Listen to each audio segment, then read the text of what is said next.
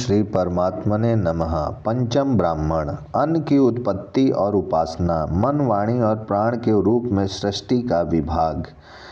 पिता प्रजापति ने विज्ञान और कर्म के द्वारा जिन 7 अन्नों की रचना की, उनमें से इसका एक अन्न साधारण है, अर्थात वह सभी प्राणियों का भोग्य है। 2 अन्न उसने देवताओं को बांट दिए, 3 अपने लिए रखे, 1 पशुओं को दिया। उस पशुओं को दिए हुए अन्न में जो प्राण नक्रिय करते हैं और जो नहीं करते, वे सभी प्रतिष्ठित हैं। ये अन्न सर्वदा खाए जाने पर भी क्षीण क्यों नहीं होते? जो इस अन्न के अच्छे भाव को जानता है, वह मुख रूप प्रतीक के द्वारा अन्न भक्षण करता है। वह देवताओं को प्राप्त होता है तथा अमृत का भोक्ता होता है। इस विषय में ये श्लोक मंत्र है। यत समाप्तनानि मेधाय तपसा जन्य यथा पिता। इसका यह अर्थ प्रसिद्ध है कि पिता ने ज्ञान और कर्म के द्वारा ही अन्नों को उत्पन्न किया। उसका एक अन्न साधारण है, अर्थात यह जो खाया जाता है वही इसका साधारण अन्न है। जो इसी के परायण रहता है वह पाप से दूर नहीं होता, क्योंकि यह अन्न मिश्र समस्त प्राणियों का सम्मिलित धन है। 2 अन्न उसने देवताओं को बांटे, वे हुत और प्रहुत हैं। इसलिए गृहस्थ पुरुष देवताओं के लिए हवन और बलि अर्पण करता है। कोई ऐसा भी कहते हैं कि देवताओं के 2 अन्न दर्श और पूर्णमास हैं, इसलिए इन्हें कामना पूर्वक ना करे।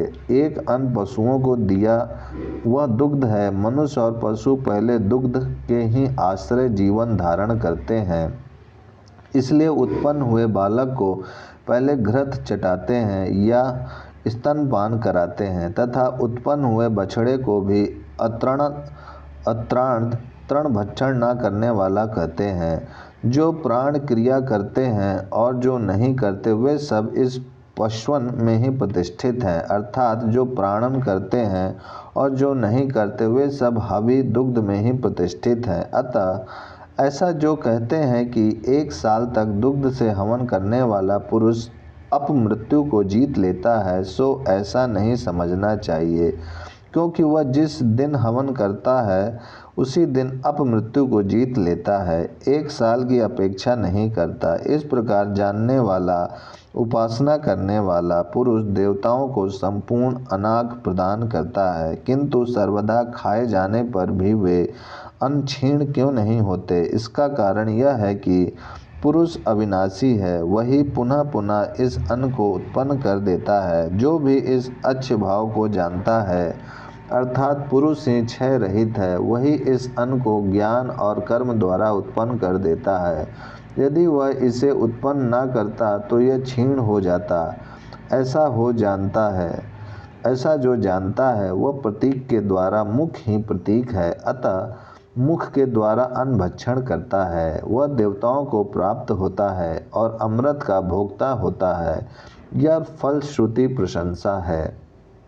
उसने 3 अन्न अपने लिए किए, अर्थात मन, वाणी और प्राण को उसने अपने लिए नियत किया। मेरा मन अन्यत्र था, इसलिए मैंने नहीं देखा।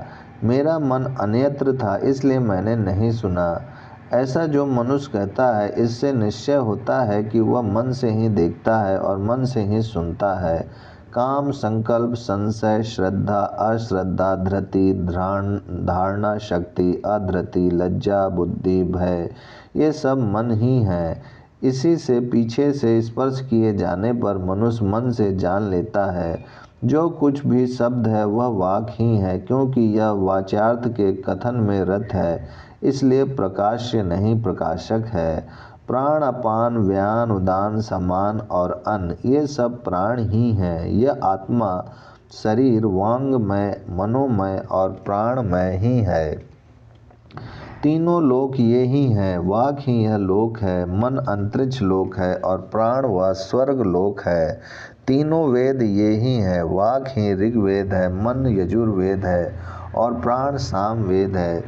देवता, पितृगण और मनुष्य ये ही हैं। वाक ही देवता है, मन पितृगण है और प्राण मनुष्य है। पिता, माता और संतान ये ही हैं। मन ही पिता है, वाक माता है, प्राण संतान है। विज्ञात विजिज्ञासा अविज्ञात यही है। जो कुछ विज्ञात है वह वाक का रूप है, वाक ही विज्ञाता है। वाक इस अपने ज्ञाता की विज्ञात होकर रक्षा करती है। जो कुछ जिज्ञासा के योग्य है वह मन का रूप है, मन ही विजिज्ञासा है। मन विजिज्ञास्य होकर इसकी रक्षा करता है। जो कुछ अविज्ञात है वह प्राण का रूप है, प्राण ही अविज्ञात है। प्राण अविज्ञात होकर इसकी रक्षा करता है। उस वाक का पृथ्वी शरीर है और यह अग्नि ज्योति रूप है। इनमें जितनी वाक है उतनी ही पृथ्वी है और उतना ही यह अग्नि है, तथा इस मन का भूलोक शरीर है। ज्योति रूप वह आदित्य है। इनमें जितना मन है उतना ही भूलोक और उतना ही वह आदित्य है। वे आदित्य और अग्नि मिथुन पारस्परिक संसर्ग को प्राप्त हुए तब प्राण उत्पन्न हुआ। वह इंद्र है और वह असंपत्र शत्रुहीन है। दूसरा अर्थात प्रतिपक्षी ही सपत्र होता है। जो ऐसा जानता है उसका सपत्र नहीं होता। तथा इस प्राण का जल शरीर है, वह चंद्रमा ज्योति रूप है। इनमें जितना प्राण है उतना ही जल है और उतना ही वह चंद्रमा है। ये सभी समान हैं और सभी अनंत हैं। जो कोई इन्हें अंतवान समझकर उपासना करता है वह अंतवान लोक पर जय प्राप्त करता है, और जो इन्हें अनंत समझकर उपासना करता है वह अनंत लोक पर जय प्राप्त करता है। इस संवत्सर रूप प्रजापति की 16 कलाएं अंग हैं। उसकी तिथियां ही 15 कलाएं हैं। इसकी 16वीं कला ध्रुवा नित्य है। वह तिथियों के द्वारा ही शुक्ल पक्ष में वृद्धि को प्राप्त होता है तथा कृष्ण पक्ष में क्षीण होता है। अमावस्या की रात्रि में वह चंद्रमा इस 16वीं कला से इन सब प्राणियों में अनुप्रविष्ट हो फिर दूसरे दिन प्रातः काल में उत्पन्न होता है। अतः इस रात्रि में किसी प्राणी के प्राण का विच्छेद ना करें, यहाँ तक कि इसी देवता की पूजा के लिए इस रात्रि में गिरगिट के भी प्राण ना लें। जो भी यह 16 कलाओं वाला संवत्सर प्रजापति है यह वही है जो कि इस प्रकार जानने वाला पुरुष है। वित्त ही उसकी 15 कलाएं हैं तथा आत्मा शरीर ही उसकी 16वीं कला है। वह वित्त से ही बढ़ता और क्षीण होता है।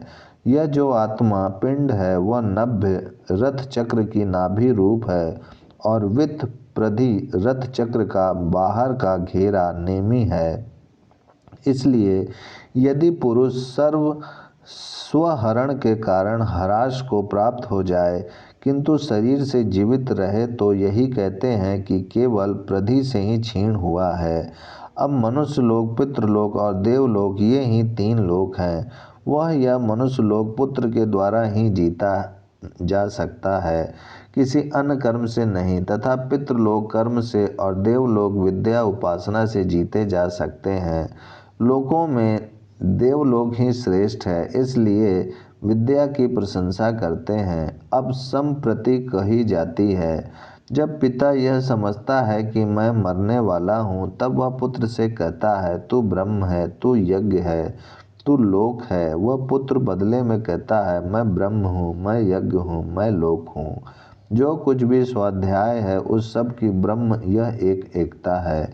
जो कुछ भी यज्ञ है उनकी यज्ञ यह एक एकता है, और जो कुछ भी लोक है उनकी लोक यह एकता है। यह इतना ही गृहस्थ पुरुष का सारा कर्तव्य है। फिर पिता यह मानने लगता है कि यह मेरे इस भार को लेकर इस लोक से जाने पर मेरा पालन करेगा। अतः इस प्रकार अनुशासन किए हुए पुत्र को लोक प्राप्ति में हितकर कहते हैं। इसी से पिता उसका अनुशासन करता है। इस प्रकार जानने वाला वह पिता जब इस लोक से जाता है तब अपने इन्हीं प्राणों के सहित पुत्र में व्याप्त हो जाता है।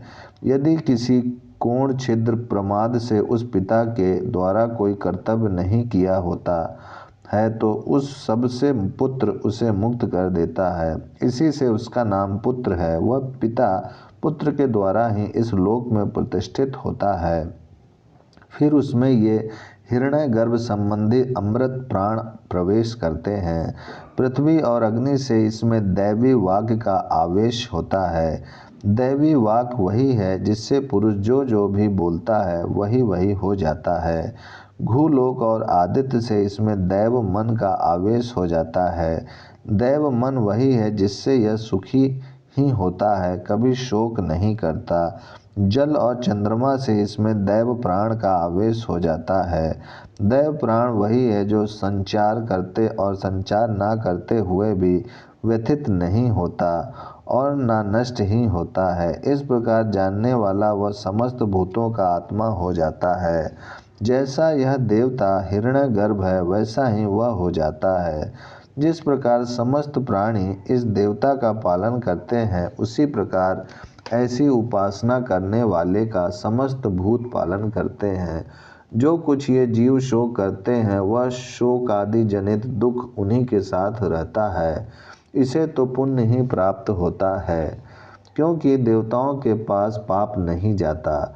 अब यहाँ से व्रत का विचार किया जाता है। प्रजापति ने कर्म के साधनभूत वाग आदि करणों की रचना की। रचे जाने पर वे एक दूसरे से स्पर्धा करने लगे।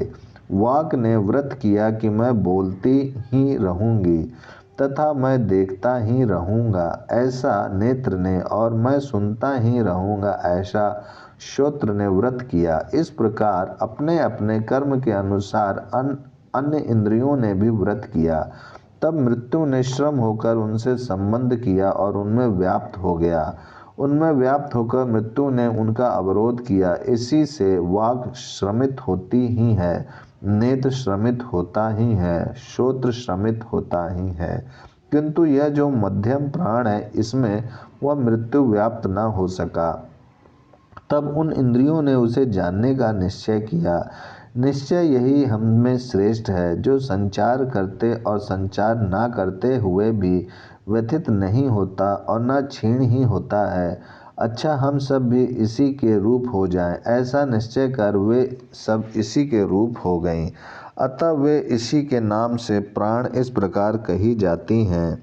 इसी से जो ऐसा जानता है वह जिस कुल में होता है वह कुल उसी के नाम से बोला जाता है, तथा जो ऐसे विद्वान से स्पर्धा करता है वह सूख जाता है और सूख कर अंत में मर जाता है। यह अध्यात्म प्राण दर्शन है। अब अधिदैव दर्शन कहा जाता है। अग्नि ने व्रत किया कि मैं जलता ही रहूँगा। सूर्य ने नियम किया मैं तपता ही रहूँगा, तथा चंद्रमा ने निश्चय किया मैं प्रकाशित ही होता रहूँगा। इस प्रकार अन्य देवताओं ने भी यथा दैवत जिस देवता का जो व्यापार था उसी के अनुसार व्रत किया। जिस प्रकार इन वाग आदि प्राणों में मध्यम प्राण है, उसी प्रकार इन देवताओं में वायु है। क्योंकि अन्य देवगण तो अस्त हो जाते हैं, किंतु वायु अस्त नहीं होता। यह जो वायु है अस्त न होने वाला देवता है। इसी अर्थ का प्रतिपादक यह मंत्र है। जिस वायु देवता से चक्षु रूप सूर्य उदय होता है और जिसमें वह अस्त होता है इत्यादि, यह प्राण से ही उदित होता है और प्राण में ही अस्त हो जाता है। उस धर्म को देवताओं ने धारण किया, वही आज है और वही कल भी रहेगा। देवताओं ने जो व्रत उस समय धारण किया था वही आज भी करते हैं। अतः एक ही व्रत का आचरण करें, प्राण और अपान व्यापार करें, मुझे कहीं पापी मृत्यु व्याप्त न कर ले, इस भय से इस व्रत का आचरण करें। और यदि इसका आचरण करें तो इसे समाप्त करने की भी इच्छा रखें। इससे वह प्राण रूप इस देवता से सायुज्य और सालोक्य प्राप्त करता है।